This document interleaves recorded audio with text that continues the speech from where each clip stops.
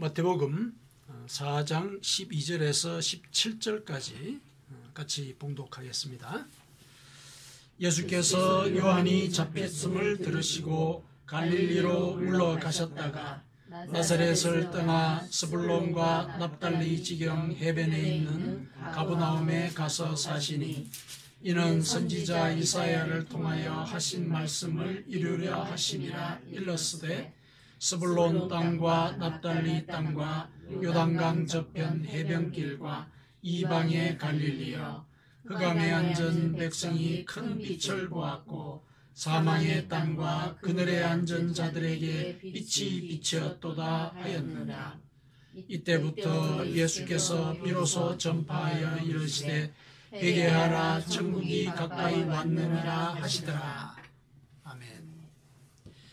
자, 우리는 지난주에 회개가 하나님 앞에서 지혜로운 태도인 것을 함께 묵상했습니다. 회개는 하나님과 인간 사이에 막힌 그 죄의 담을 허물기 때문에 구원을 확인하고 또 하나님과 동행하는 삶을 살아갈 수 있게 만들어줍니다. 이보다도 지혜로운 태도는 없습니다. 그래서 예수님께서는 회개하라, 천국이 가까이 왔느니라, 이렇게 말씀을 하신 것이었습니다. 회개하면은 천국이 보상으로 주어진다. 그러니까 이만큼 지혜로운 행위가 어디 있겠느냐, 이런 말씀입니다. 오늘은 예수님께서 선포하신 대로 이 회개한 자가 들어가게 될 그 천국에 대해서 함께 묵상해 보겠습니다. 이것을 통해서 우리가 무엇을 또 어떻게 회개해야 될지 이런 내용들도 함께 알 수 있을 것이라 믿습니다. 자, 먼저 오늘의 이 본문의 배경을 좀 설명을 하겠습니다. 예수님께서 광야에서 40일간 금식을 하셨습니다. 복음 사역을 시작하시기 전에 영적으로 준비를 하시기 위해서 광야에서 40일간 금식 기도를 하셨는데, 이때 사탄이 나타나서 예수님을 시험을 하게 됩니다. 그 시험은 세 가지의 내용이었는데 그 세 가지가 무엇에 초점을 맞췄느냐에 따라서는 그것에 대해서는 해석들이 여러 가지로 나올 수가 있습니다. 또 다양한 해석들이 있긴 있는데 전체적으로 볼 때는 물질과 그리고 명예와 권력에 대한 이런 유혹으로 정리를 할 수가 있습니다. 복음 사역을 시작을 하게 되면은 이 돌과 같은 이런 배고픔이 기다리고 있고, 또 성전 꼭대기에서 명예를 얻기보다는 성전 바닥에서 섬겨야 되는 일들이 앞에 또 놓여 있고, 또 복음을 전하는 일을 하다가 보면은 세상에 권력을 가진 사람들의 억압을 받을 수도 있습니다. 그와 같은 내용들을 이제 사탄이 다 해결해 주겠다, 이런 유혹을 한 것입니다. 그런 유혹들을 예수님께서 하나님의 말씀으로 다 이겨냈습니다. 그리고 이제 그 금식 기도를 마치신 뒤에 광야에서 나오셨는데, 나오자마자 이런 소문이 들리는 겁니다. 세례 요한이 체포되었다. 세례 요한은 이스라엘 백성들에게 회개하라고 가르치던 그런 선지자였습니다. 특히 그 당시 이 갈릴리를 지배하고 있던 이 헤롯 왕이 자기 동생인 그 헤롯 빌립 1세의 아내를 자기 아내로 차지를 하게 되는 이런 일이 벌어집니다. 이것에 대해서 세례 요한이 특히 그 왕의 부도덕한 행위를 질타를 합니다. 그러니까 회개하라고 질타를 많이 합니다. 헤롯 왕은 세례 요한의 그 영적인 그 능력들을 존중했기 때문에 조금 두려운 마음이 있었지만은, 그러나 직접 자기에게 대놓고 회개하라고 얘기를 하니까 상당히 불편했습니다. 정치적으로도 손해가 갔을 우려가 있을 겁니다. 그래서 세례 요한을 체포하게 됩니다.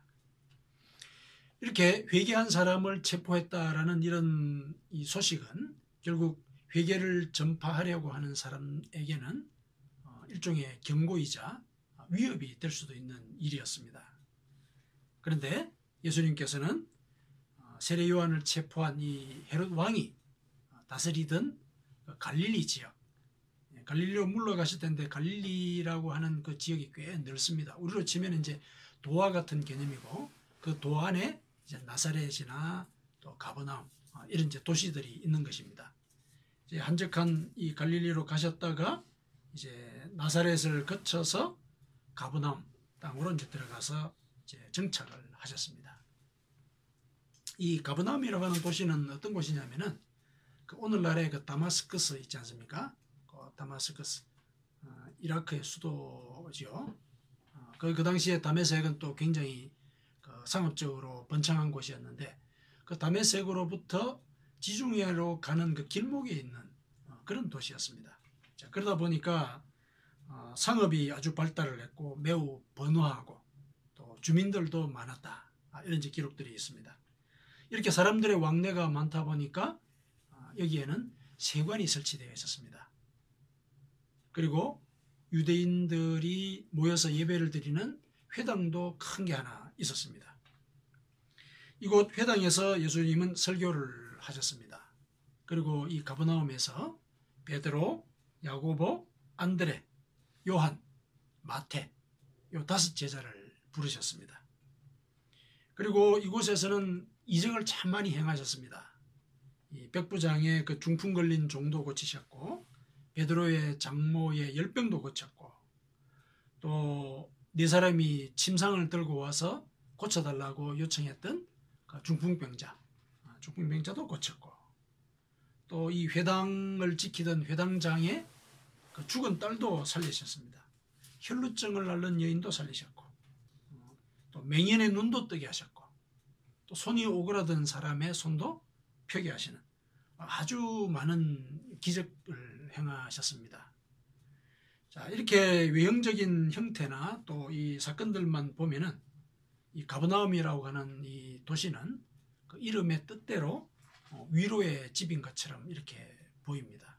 사람들이 막 번창하고 또 거기서 치유의 기적도 일어나고 이렇게 뭐 질서도 잡혀 있겠죠. 왕도 있고 그러니까 이 가버나움이라고 하는 도시는 참 위로가 있는 곳이다. 이런 이제 그 예를 들면은 의미로 해석을 할 수 있는 이제 그런 환경이 진행이 되고 있었다는 겁니다. 그러니까 실제로 물질적으로도 번성했고 질병이 치유되는 이런 기적들이 베풀어지고 있었으니까 외형적으로 그렇게 보일 만도 한 것입니다. 하지만은 조금 더 세밀하게 관찰을 해보면은 이 세관은 여행자들이나 상인들을 수탈하는 것으로 아주 악명이 높았습니다. 그리고 이 회당이라고 하는 곳은 이제 바리새인이나 서기관 또 종교적으로 경건한 이 모습을 갖고 있는 종교 지도자들 이들의 허세와 위선이 자행되던 그런 곳이었습니다. 자, 이런 곳을 그 부도덕한 헤롯 왕이 다스리고 있었기 때문에 또 권력의 부당한 압제가 자행되고 있었다. 이거는 우리가 불을 보듯이 뻔한 것이다. 이렇게 생각할 수 있습니다. 그리고 많은 병자들이 치유를 받았다라고 하는 사실은 한편 뒤집어 보면은 이 번화한 사회의 그늘을 암시를 하고 있는 것입니다. 아픈 사람이 그렇게 많았다는 것이죠. 그러니까 이런 상황들을 한번 종합해 보면은 물질과 명예와 권력을 누리는 사람은 엄청 잘 살고 가난한 사람은 기적이 베풀어지지 않으면 살지 못하는 그런 환경이었다. 이렇게 얘기를 할 수가 있는 것입니다. 지배계층에게는 천국이었고 피지배계층에게는 지옥이었던 그런 곳이라고 우리가 얘기를 할 수가 있습니다. 그래서 오늘 본문에 선지자 이사야의 말이 나오지 않습니까? 선지자 이사야가 예언한 대로 이 가버나움이 있는 이 갈릴리 땅은 흑암 그리고 사망의 땅과 그늘이었다. 이렇게 이제 얘기를 할 수가 있는 것입니다. 자, 이곳에 또 게다가 세리요한이 체포되었다는 소식까지 들렸는데 굳이 예수님께서 이곳으로 들어가셨습니다. 그 이유가 뭐겠습니까? 당연히 회개를 선포하기 위해서였습니다. 예수님께서 거기로 가신 것은 16절에 나와 있는 대로 흑암에 앉은 백성이 큰 빛을 보았고 사망의 땅과 그늘에 앉은 자에게 빛이 비치게 된 그런 일인 것입니다. 그 빛은 회개를 촉구하는 것이었습니다. 예수님께서는 세례요한이 선포한 대로 똑같이 회개하라 천국이 가까이 왔느니라 이렇게 외쳤습니다.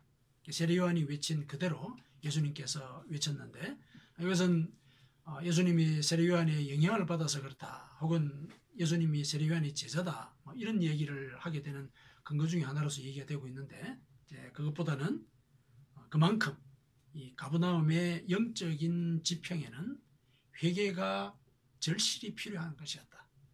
그래서 똑같이 얘기를 하셨다. 이렇게 얘기를 할 수가 있습니다.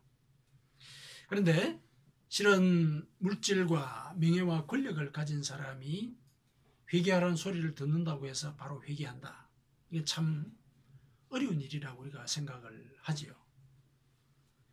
헤로드 왕이 세례요한을 체포해버린 이유가 바로 그것에 증거에 해당할 수가 있겠습니다.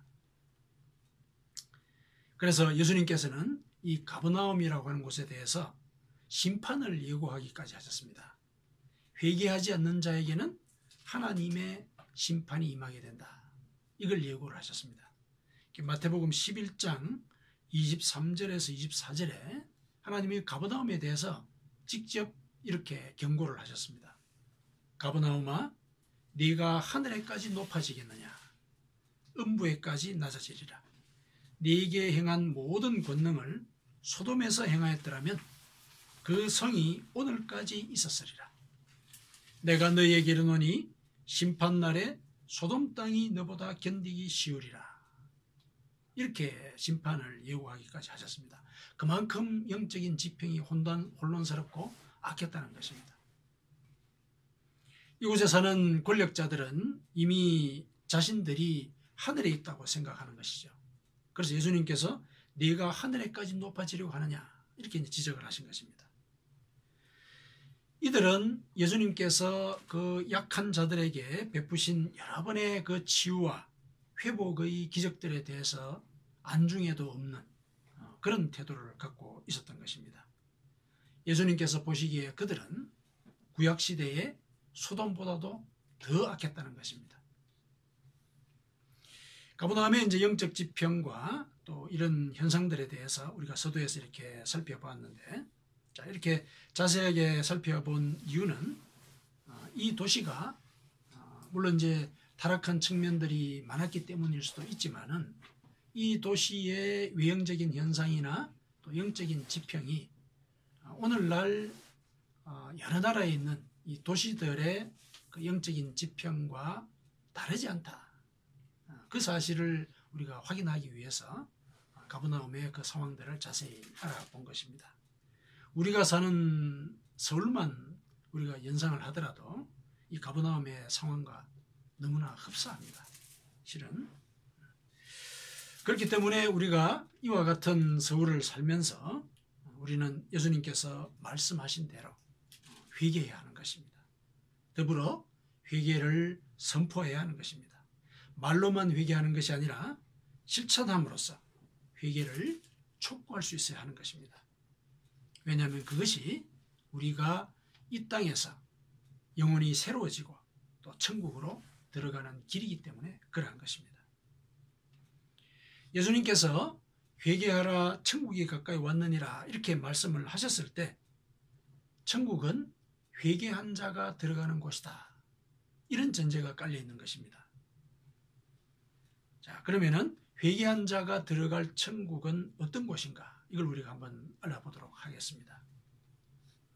예수님은 직접 천국이 이런 곳이다 하고 이렇게 정의를 하신 적이 있습니다. 누가복음 17장 20절에서 21절까지에 나오는 말씀입니다. 제가 읽어드리겠습니다. 하나님의 나라는 볼 수 있게 임하는 것이 아니요 또 여기 있다 저기 있다가도 못하리니 하나님의 나라는 너희 안에 있느니라. 이렇게 얘기를 하셨습니다. 이 말씀은 당시에 그 옆에 바리새인들이 예수님께서 회개하라 천국이 가까이 왔느니라 하고 이렇게 가르치시고 선포를 하시니까 당신이 선포하는 그 천국은 언제 이 땅에 옵니까? 라고 이렇게 질문을 했을 때 그것에 대한 대답으로 예수님께서 이렇게 얘기를 하신 것입니다. 이 바리새인들은 기적을 눈으로 보기를 원했기 때문에 예수님이 말씀하신 그 천국이 실제로 우리 눈앞에 언제 도래하느냐 이걸 물어본 것입니다.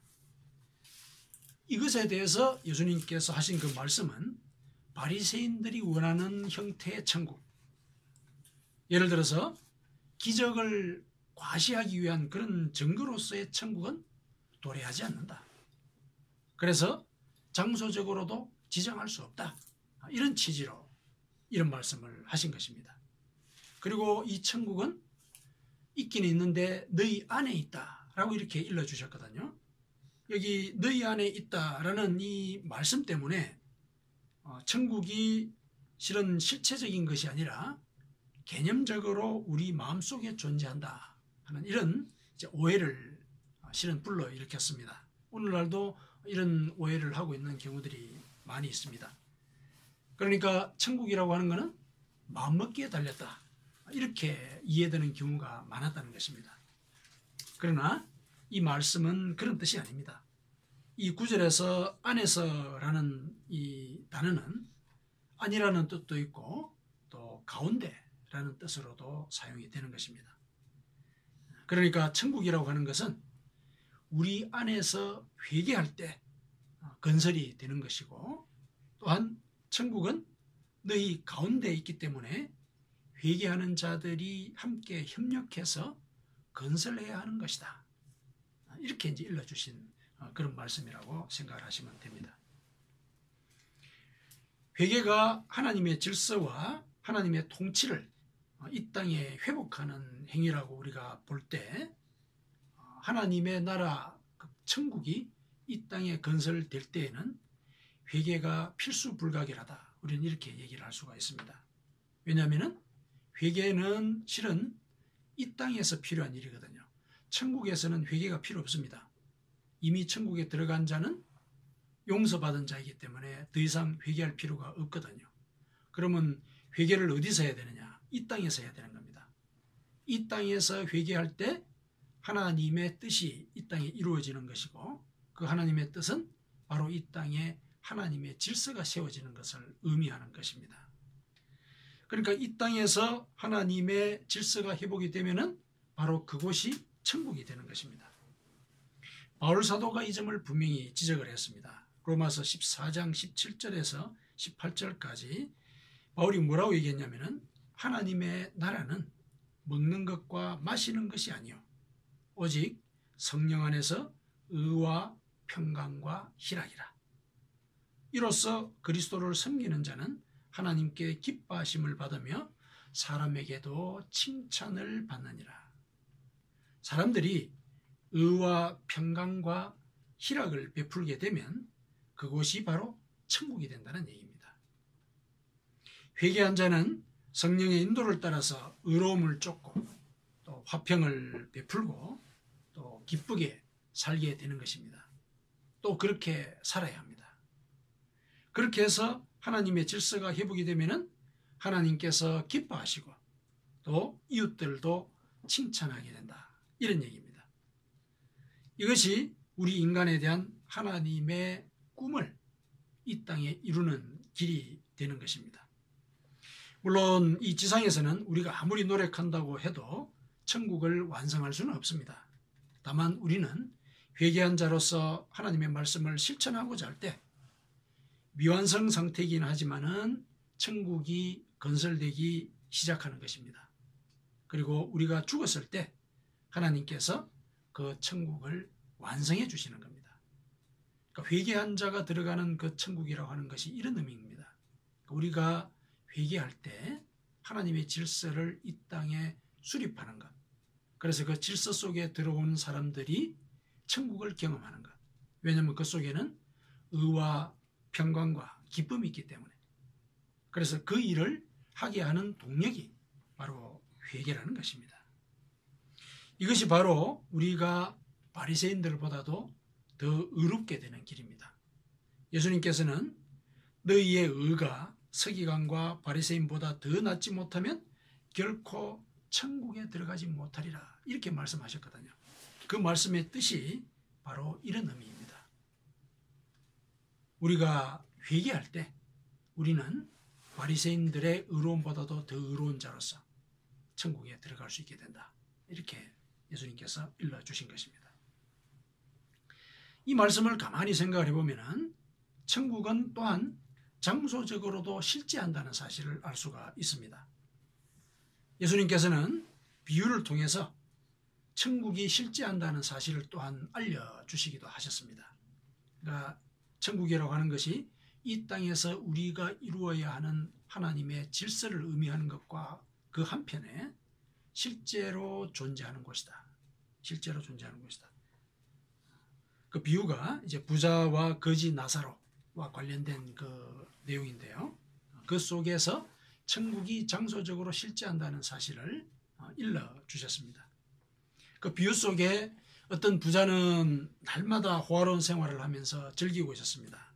그런데 그 부자의 대문 바깥에는 나사로라고 하는 거지가 있었습니다. 나사로는 온몸이 상처투성이었습니다.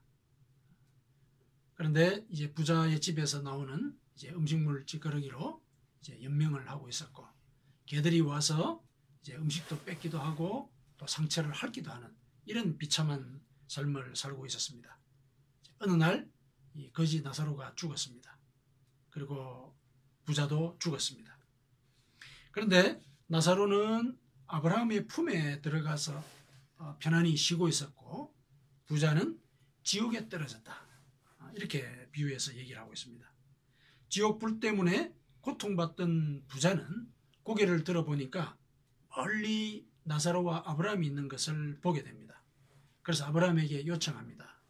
나사로를 보내서 그 손끝에 물 한 방울만 묻혀서 내 혀를 좀 서늘하게 식혀주십시오, 이렇게 요청을 합니다.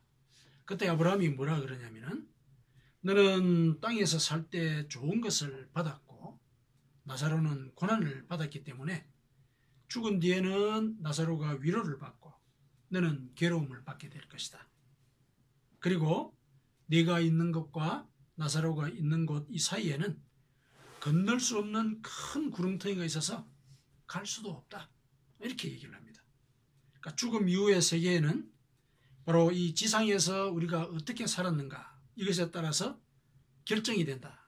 그리고 그 세계는 큰 구렁텅이를 사이에 둔 실제하는 공간이다, 이렇게 이 비유를 통해서 일러주고 있는 것입니다.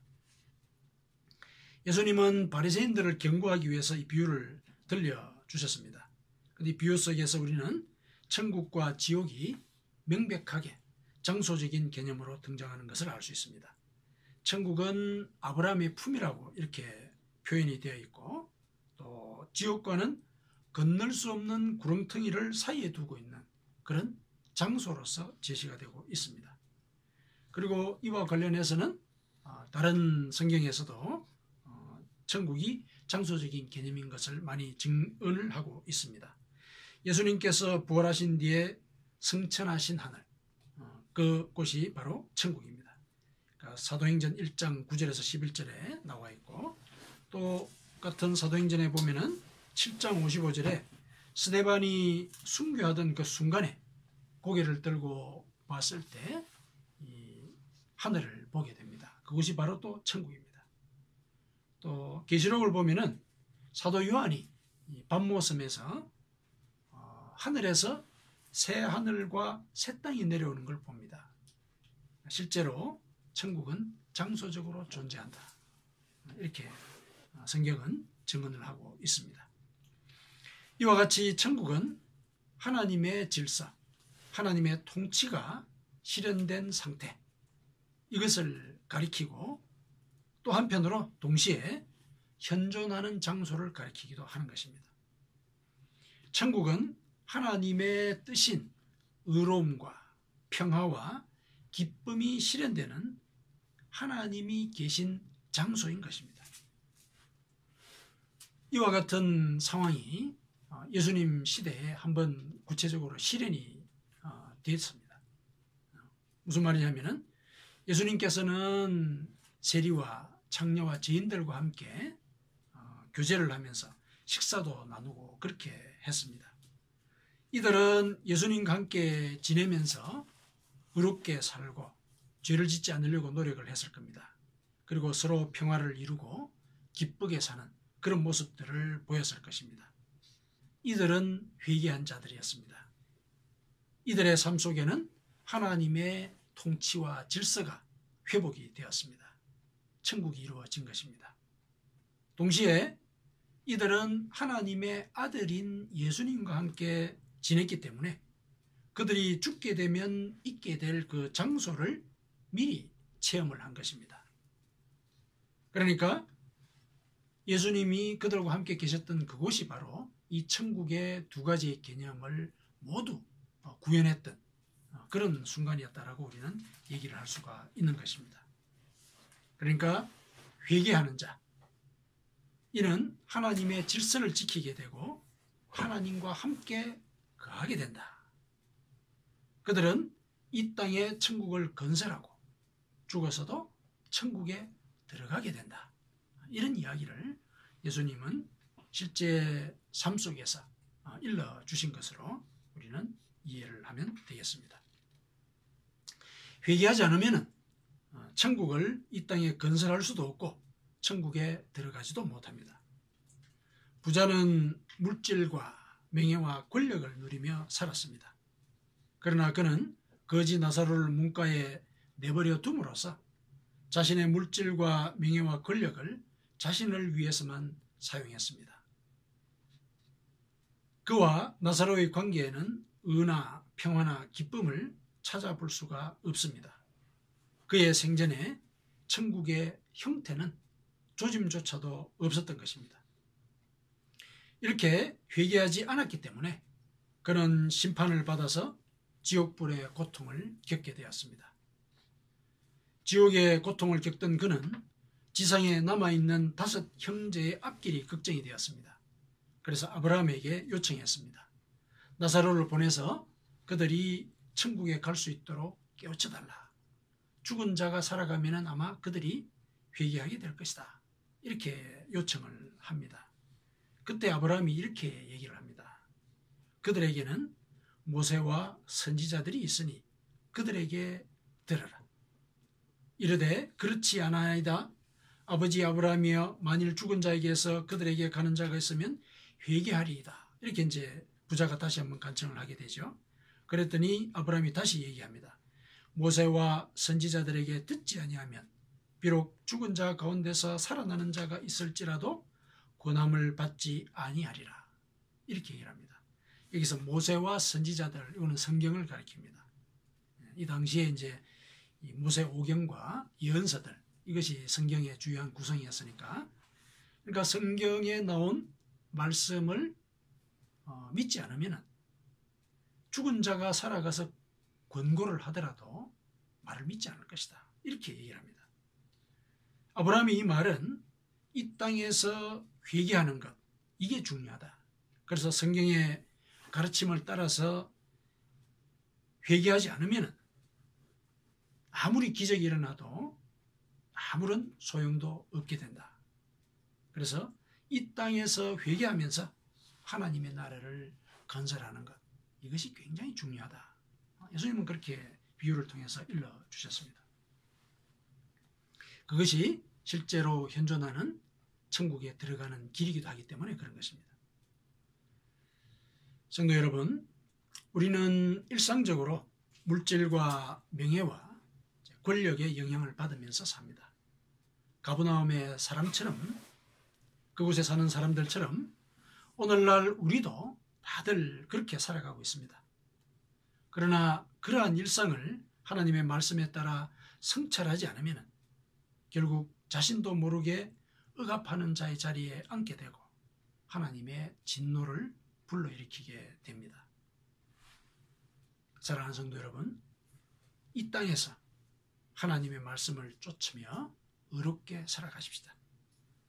사람들 사이에서 우리 자신의 유익을 내려놓고 다른 사람의 이익을 살피고 그들의 생명을 살리는 그런 결정을 하면서 평화를 만듭시다. 그리고 천국을 소망하면서 번민과 공고한 삶을 기쁘게 이겨냅시다. 이것을 위해서 우리가 기도하면 성령께서 도와주십니다. 우리가 이렇게 살 때 우리는 이 땅에 천국을 건설하며 죽어서는 영원한 하나님의 나라에 들어가게 됩니다. 이 모든 일은 회개한 자만이 이룰 수가 있습니다. 아멘.